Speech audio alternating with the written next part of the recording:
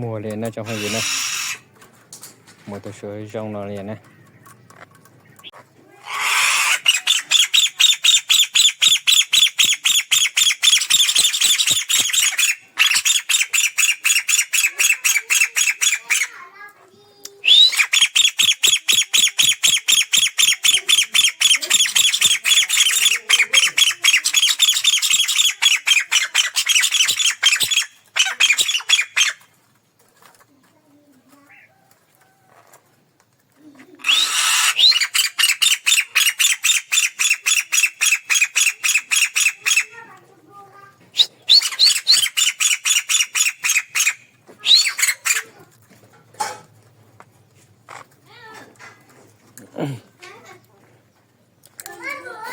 Con này mình chuyển được nhá anh em nhé,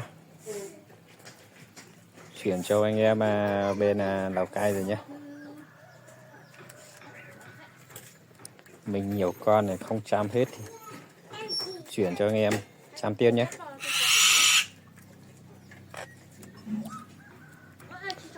Anh em nào có nhu cầu về chim mồi chim hai thì alo mình nhé.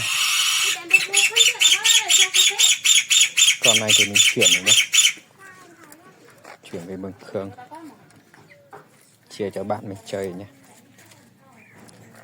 Mua nó trong cái này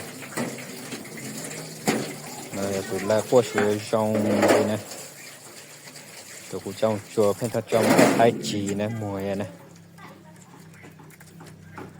cái có không dư này này mình chuyển rồi nhé.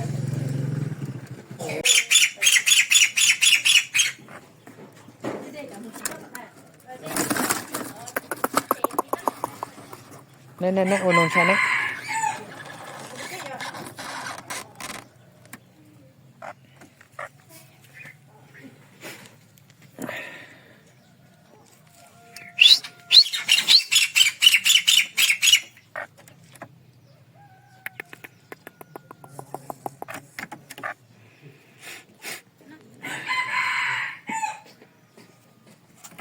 Ba xa một nó này.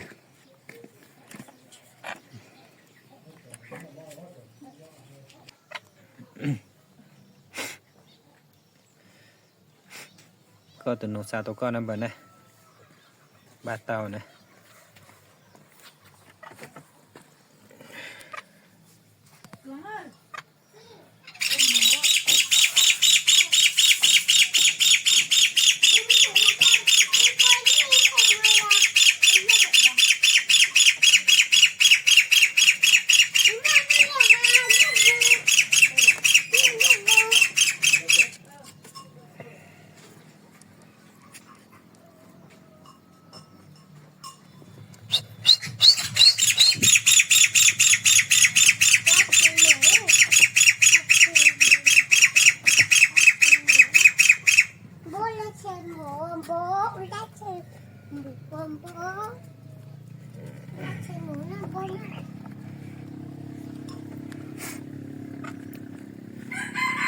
Chúc anh em chơi vui vẻ nhé.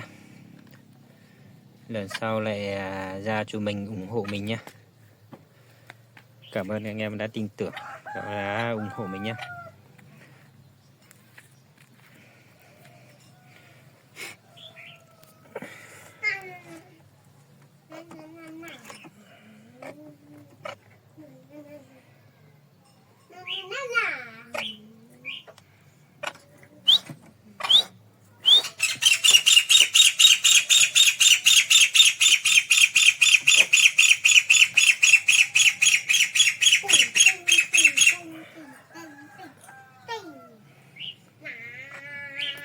Ôi chào em nhé.